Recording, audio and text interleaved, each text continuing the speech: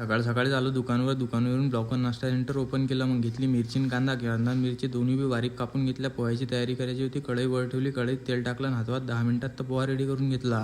पोहा वगैरे रेडी झाला. आता गिऱ्हाईक चालू झाली. इकडून गंज ठेवला आणि इकडून रस्स्याची तयारी केली. हातवात रस्सा बनवून घेतला. त्याच्यानंतर डबल कढई ठेवली. आता कढईत समोसाचा मसाला बनवायचा होता. 10 मिनिटात तर समोसाचा मसाला रेडी केला, कारण की आलू घरूनच उकडून आणत असतो मी. मग कारागीर काकाला आले आज उशीर होता, तर पाववाड्याला आलूचा मसाला बी लावून दिला. तेवढं सचिनदा आला नाश्ता करायला. सचिनदा रोज सकाळी देत असते नाश्ता करायला. म्हणे मला व्हिडिओत घे. सचिनदाला व्हिडिओत घेतलं आणि तेवढ्यात कारागीर काका आले. कारागीर काका आले की 10-15 मिनिटात तर माल रेडी होते. कारागीर काकानं 15 मिनिटात आलूवडा पाववडा भजी रेडी केले. मग मला भूक लागली होती. चला म्हटलं नाश्ता करून घेऊ. मग मीनं नाश्ता केला. हा अंकी आलता आज नाश्ता करायला.